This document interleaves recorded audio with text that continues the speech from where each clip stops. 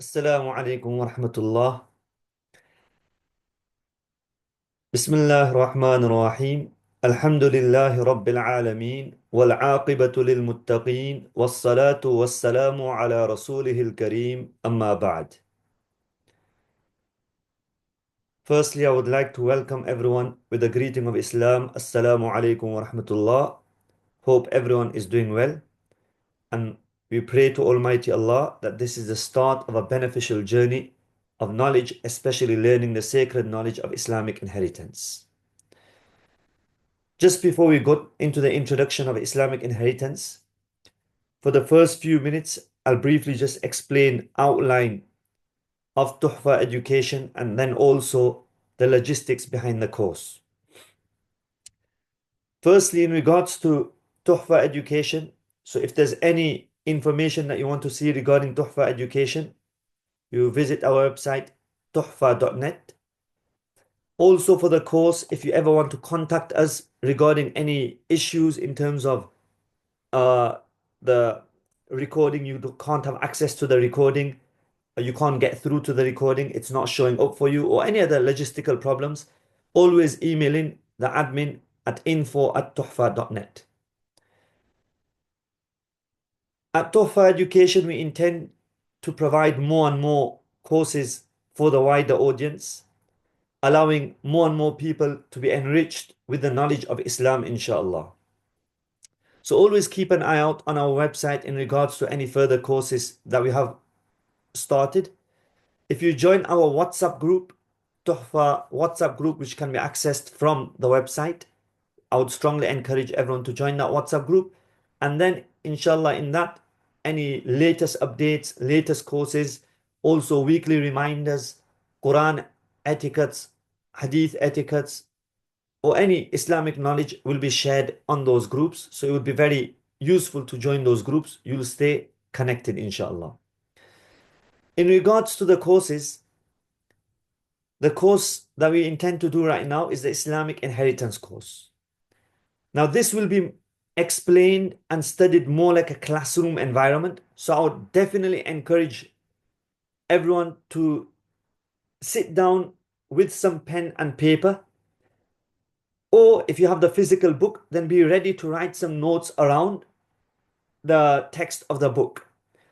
Although, on the other side, I also want to explain that it's not necessary that you treat it like a deep, intense classroom environment. The lessons will be bite-sized. We intend the maximum lessons will be approximately 30 minutes, except if there's a need to go beyond. And in those lessons, majority of the information provided will be in a way where it's accessible to as many individuals as possible. So it'll be very relatively simple. Yes, as we advance in the book, there might be some detailed discussions, but majority of the book will be such that almost anyone and everyone will be able to benefit. It will increase our understanding of Islamic laws, Islamic inheritance, and we'll know what we can do with our own inheritance and how to protect it from misuse and how to ensure that our inheritance after we pass away is distributed according to the laws of Islam. Because the last thing we'll want is we do numerous righteous deeds in our life, but then we die and the money that was left behind after we die, that money is distributed in a non-Islamic way. None of us would want this. Therefore, it's important to build awareness, understanding, and as much as possible, depth of Islamic law. This will include Islamic will, UK law, and how we can merge that with Islamic law, how we can ensure our distribution of the wealth is done within UK or any other country according to the rules of Islam. Now, in regards to the Islamic inheritance course, detail regarding the course, brief detail is mentioned on the website. The book that we will be covering is the Comprehensive Study of Islamic Inheritance. However, even if a person does not have the physical book, they will still be able to benefit greatly from the course, simply because every single lesson, the book will be shown on the screen. So the book will constantly be shown on the screen. So even if you don't have access to the physical book, you will still be able to take hopefully maximum benefit from the course. Although some people might prefer to have the physical book, and that's how some learners like to make notes around their work, reminders. So if you do want to purchase the book, then if you go on our published works, if you click to view bookstores that have our books, many of the bookstores have most of our publications which are available on the website to see. Sample pages are also available if you click on each book, and then you can purchase them from the bookstores. Some online bookstores which deliver internationally, they are also selling our books which are available in this list. Now moving on to the actual inheritance course. Now in regards to the inheritance course, we will be focusing on this book, but this book will be a guideline. There will be many tangents whenever there's a need for a tangent. However, we will try to remain focused in a structured way where we cover everything stage by stage. All the lessons as mentioned will try to be bite-sized, avoiding lengthy lessons, especially in some of the later chapters where it can get involved and intense with mathematical scenarios and equations. So to avoid getting overwhelmed, inshallah, the lessons will be bite-sized to maximum 30 minutes, except in a few scenarios. In the course or in the lessons which will be pre-recorded lessons, you will be given access to these lessons. You will be encouraged to do 2 or 3 of these lessons weekly, not more. If you try to do too many lessons weekly, again, you could get overwhelmed and a lot of the information would just be too much. It's important to do it in a staggered format, but not too many gaps in between. If you do one lesson right now and then another lesson after a month, you'll forget what you learned in the previous lesson.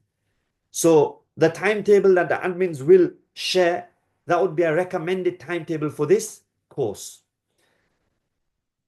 Overall, the course would take, with the recommended timetable, approximately 3 months to complete. Along with this course where we'll be studying and we'll be going through the book in the pre-recorded lessons, you will also be allowed to join a segregated WhatsApp group, male segregated and female segregated groups, where the admins will basically answer any questions regarding the inheritance course. And then later, if there's even any inheritance questions, they may also be able to answer those questions on your behalf. So hopefully everything's clear in regards to the outline of the course. Now let's go through, or let's commence with our introduction to Islamic inheritance. So the book, A Comprehensive Study of Islamic Inheritance, based on Hanafi fiqh. Now in regards to the book, it mentions in the introduction as well that in regards to Islamic inheritance, amongst the 4 famous schools of fiqh, the Hanafi school, the Maliki school, the Shafi'i school, the Hanbali school. So amongst the 4 famous schools of fiqh, there are not that many differences. Majority of the schools in most rulings have very similar rulings when it comes to inheritance. However, in saying that, it is worth noting that there are slight differences, but those slight differences in the chapters of inheritance could make a massive difference to someone's wealth. For example, someone inheriting £20,000 might inherit 25, 30, 40,000 pounds if a slightly different ruling is given. That's why it's also very important to ensure we learn inheritance properly.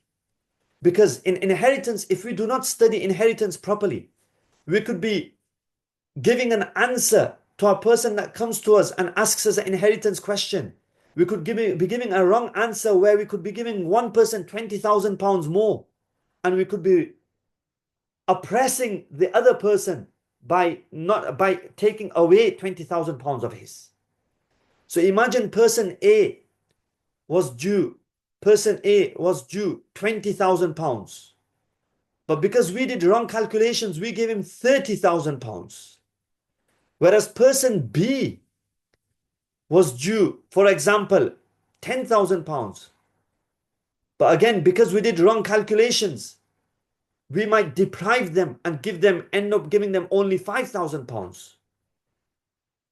So if we have not studied or understood inheritance laws properly, we could end up giving someone more. On the other hand, we could end up also giving someone less amount. That's why it's very important to study the science of inheritance. Umar radiallahu ta'ala anhu mentioned, learn the science of inheritance, for it is part of your religion. It's a very neglected field. Some people, due to finding it more difficult and challenging, they find it difficult to grasp. They disregard the science of inheritance or the learning of the science of inheritance. However, once we learn the science of inheritance, you'll realize it's actually relatively quite easy. Especially in modern time with a calculator, it's very easy. And later I'll also mention in later lessons, I'll also indicate to certain websites which are useful. Although I will put a disclaimer here that the websites that I will share later are useful, but it's always best to first work out the inheritance ruling or scenario and the answer yourself, and then check on the website whether it matches. Sometimes when you check on the website, it's different. So you need to check, maybe the website has got it wrong. Or then you also reflect over your answer. Maybe have I made a mistake? Get it double checked by another scholar. In regards to this book, the book is structured in a way which hopefully gradually encourages or introduces new concepts in a gradual format. First is an introduction to the science. Then the second chapter will be, before distributing the inheritance, what do we need to do with the wealth? For example, the burial cost or any debts that need to be paid off. Then chapter 3 also talks about any wills and what are the Shariah compliant wills, what are the rules of wills in terms of Shariah. And from chapter 4 is actually when the rules of inheritance actually start. So the first 3 chapters are not technical in terms of maths. It's just the rules before inheritance. From chapter 4, the rules of inheritance, Islamic inheritance, are mentioned all the way to chapter 12, or you can say till chapter 13. Mainly chapter 4 till chapter 12 are the rules of Islamic inheritance. Chapter 13 and 14 is just further knowledge regarding Islamic inheritance, although it's not the technical rules. And chapter 15 and 16 is more UK laws and how to draw up an Islamic will. So the first 3 chapters are before inheritance. From chapter 4 onwards is Islamic inheritance. The last 4 chapters is just further information, adopting the context that we are living in. So let's start with chapter 1, inshallah. The first 3 chapters, as I mentioned, is very simple and very basic. The first chapter, which is the introduction to the science. Now, introduction to Islamic inheritance, we have to understand Islamic inheritance in the greater concept of Islamic sciences. Rasulullah sallallahu alaihi wasallam and the Holy Quran, and yes, the latest scholars, they have put great importance and emphasis on Islamic inheritance. If we just want to take an example of the importance, a study of the Quran will easily explain to us why inheritance is important. Once a person studies the Quran, he'll realize that the Quran doesn't give detailed rulings. The Quran doesn't provide detailed rulings of each Islamic law. Let's take the example of Salah.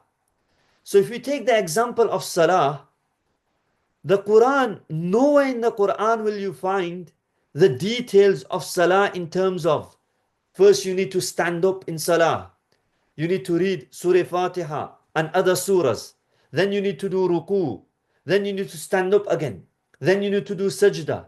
So the detailed method of Salah, and even what you need to read in sajda, what you need to read in ruku, you won't get an answer directly from the Quran.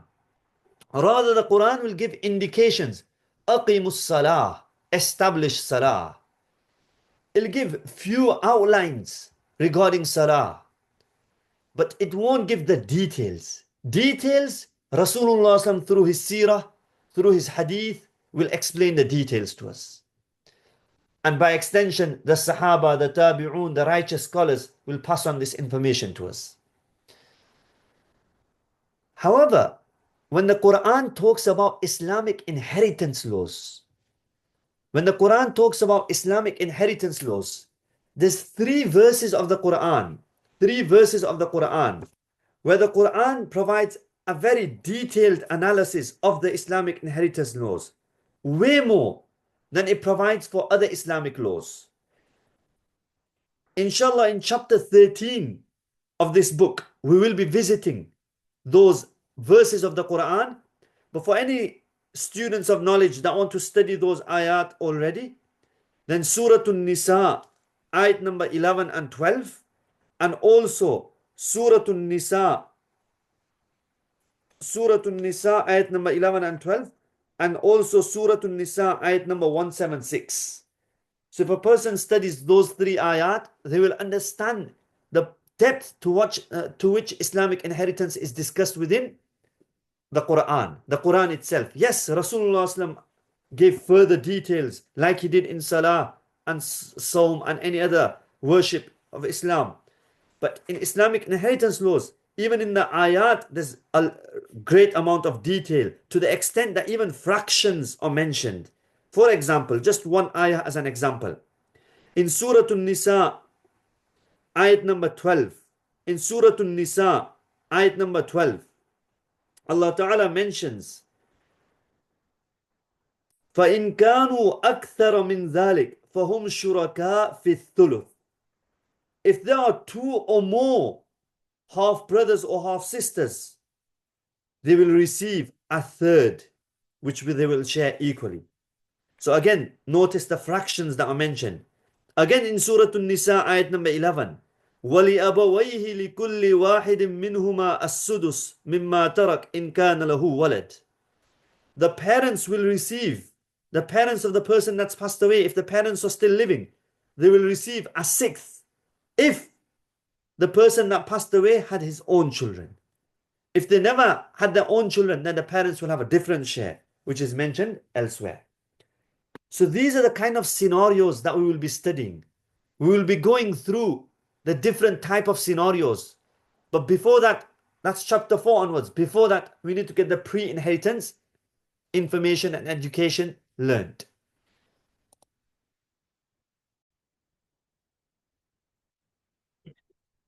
Now moving on to the first chapter, in going through the first chapter. In the first paragraph, it explains the role of wealth, a person's wealth. Me as a human being, I own the wealth that I have with the permission of Allah. Ultimate owner is always Allah. But the little amount of control Allah has given me over that wealth, for this worldly matters, it's regarded as I am the owner of that wealth. So for example, let's just say currently I have £20,000. So I'm the owner of that £20,000. Along with £20,000, I have a car, I have a house, I have some books, I have a phone. So generally, the assets that you own. Now, assets could also be some investments that I've made. So everything I have ownership of. Somewhere, you should have a file where you note down all the ownerships that you have. Maybe in a will, Islamic will, which we will study later. Now, all the assets I have, Alhamdulillah, during my lifetime, yes, it will be regarded for worldly matters as though it's my wealth. And I will have the right to deal with this wealth how I want to, following the commands of Shari'ah. However, as soon as I die,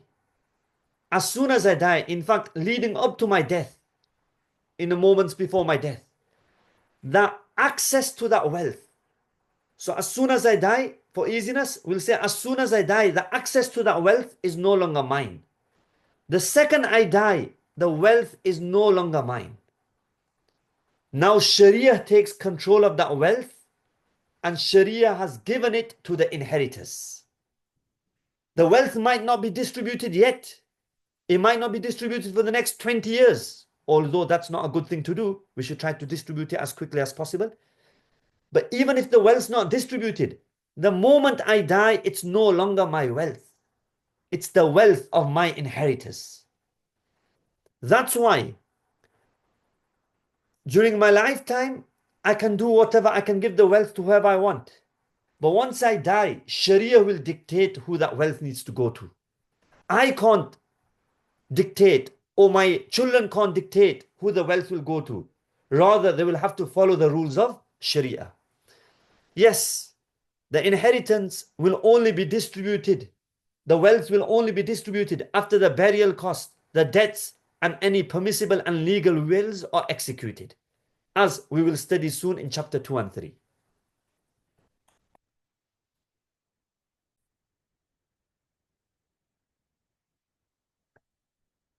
Moving on.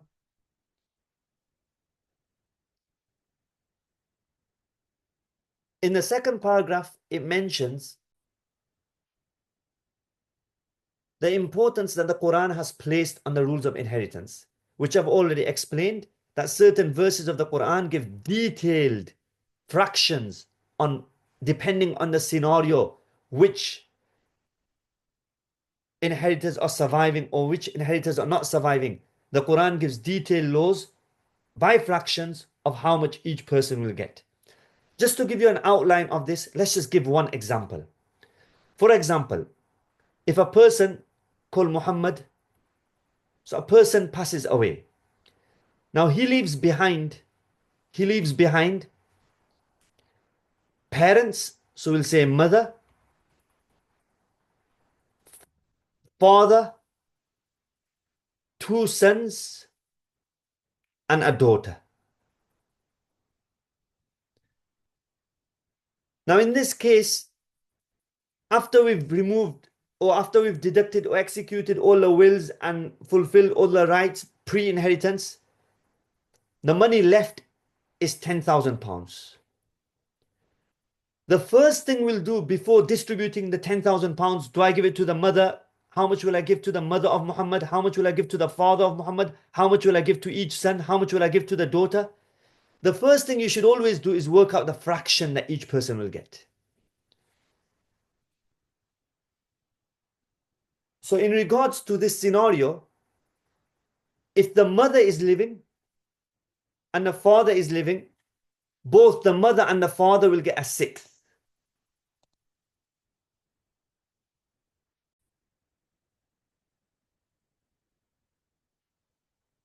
That will leave us with 4/6. So that will leave us with 4/6. The 2 sons and daughters, there's a method which we will learn later, will distribute the 4/6 of the wealth. Now, if there was another scenario where Muhammad passed away, if Muhammad passed away, he left behind a mother, a father, and just 1 daughter. In this case, again, the mother would get 1/6, the daughter would get 1/2, and the father would get the remaining, whatever amount that's left. So you notice in this example that the son not being alive changes the share that the father will get. So rather than getting 1/6, now the father will actually get 2/6. So which is double of what he would have got if there were sons alive. So this is why Islamic inheritance can become challenging. This was a relatively basic example. Once we study the relevant chapters, you'll realize that this is one of the basic examples. But just from this basic example, we've understood that a change in scenario can have a great impact in the amount of wealth that's going to be distributed. Now, £10,000 might be a relatively low figure. You might say it's only going to be £1,000 or £2,000 difference. Even that is a big difference. But someone might argue that it's a low difference.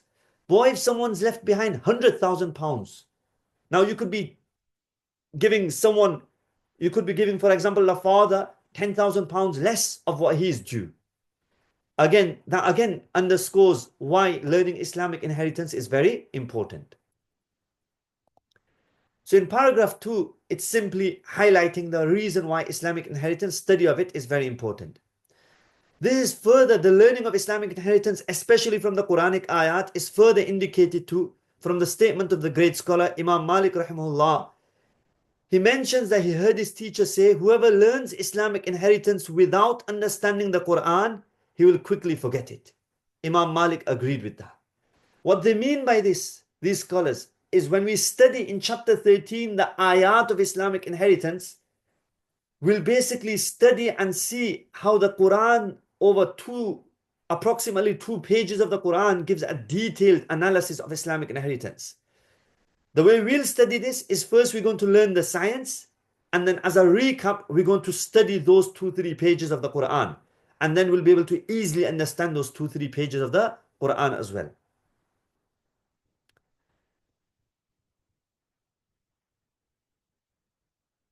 Scholars have also stressed the importance of Islamic inheritance by mentioning that it's a fardh kifaya.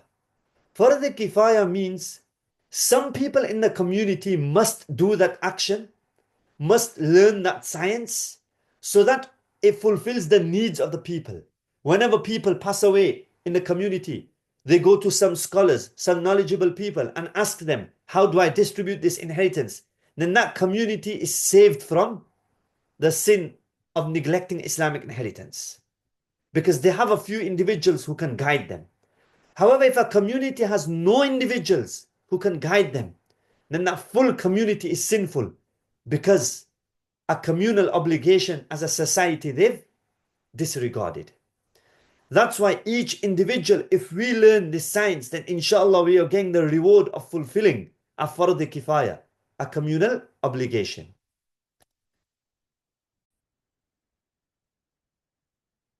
Before Islam, understanding the rules of inheritance before Islam, very briefly,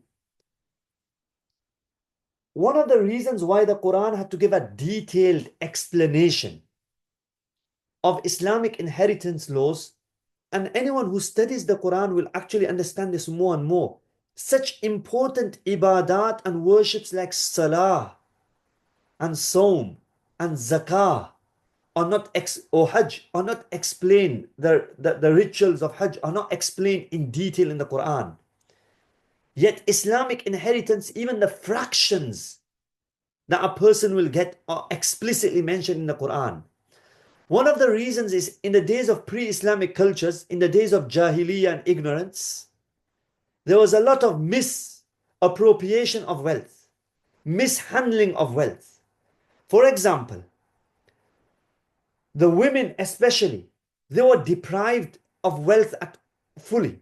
They just wouldn't get any wealth from the father or the mother or the husband that's passed away. For example, if a husband of the family passed away, the wife would not be given anything.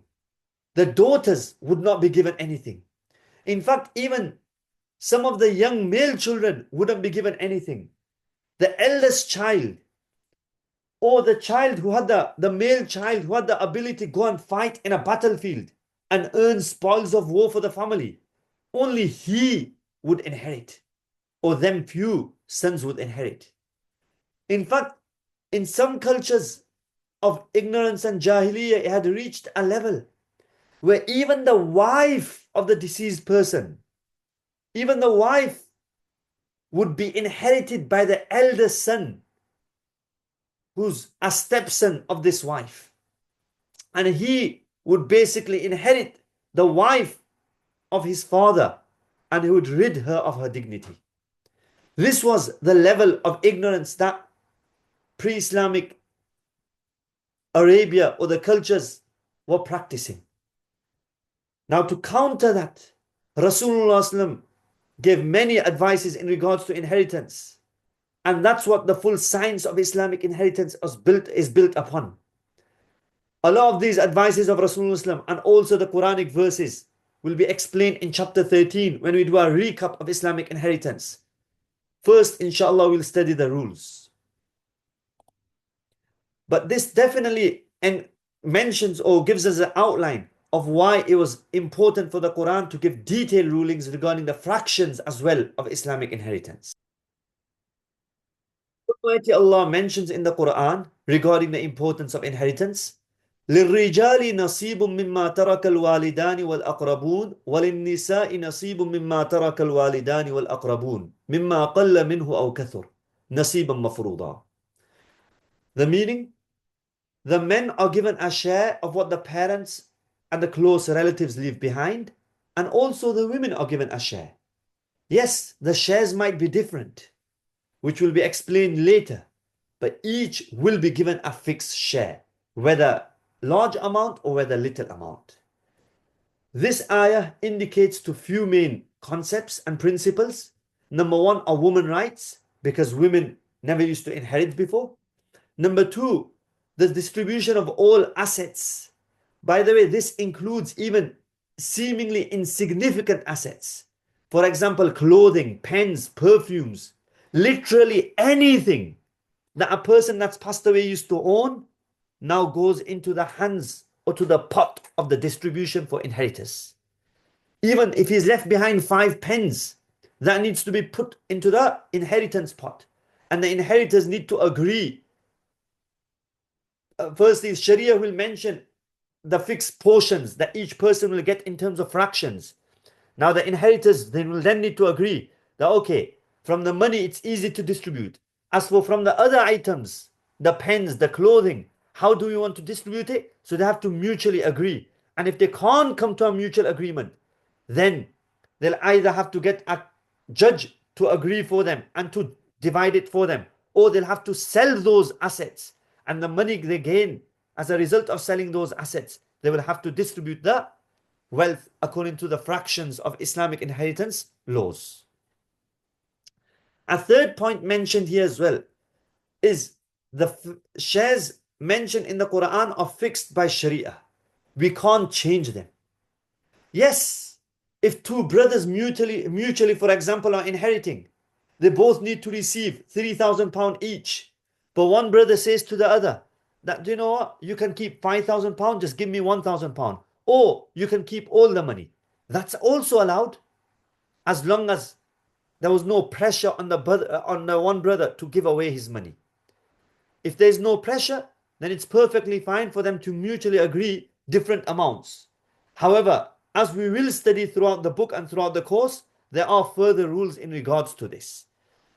The main thing is, if unsure, just stick to the shares stipulated by Sharia. Inshallah, in this compilation, it will explain the rules of inheritance in a systematic and organized manner. So inshallah, all can become aware of their Islamic responsibilities. Ultimately, it's a neglected chapter where many people are not distributing their wealth or the wealth of their deceased parents, relatives in an Islamic manner. We don't want it such that when we pass away, our wealth is not distributed in an Islamic manner. If we don't show importance of spreading or distributing the wealth of our parents and relatives and our people that rely on us, if we don't distribute their wealth in an Islamic manner, the chances are our wealth won't be distributed in an Islamic manner as well. We need to create awareness for this. Consult scholars, learned individuals, people that have studied Islamic laws of inheritance. And then inshallah, more awareness in our communities, in our societies. Inshallah, a day we will see more and more people following the rules of Sharia and spreading their wealth, distributing the wealth of a deceased person in accordance to Islamic law. Alhamdulillah, that's the outline of chapter 1, which is merely an introduction, just to give an outline of what we will study. Inshallah, the more technical stuff, more rules and actual learning of Islamic rules will start from the second lesson, inshallah. In this, it was an outline of how the course will run, and also the outline of Islamic inheritance. If at any time in the book you do feel there are any mistakes, then please do email us. Inshallah, we will try to correct in future copies. Jazakallah khairah. Assalamu alaikum wa rahmatullah. Inshallah, we will continue our journey, and in the future sessions, we will be discussing more and more about actual Islamic laws. Assalamu alaikum.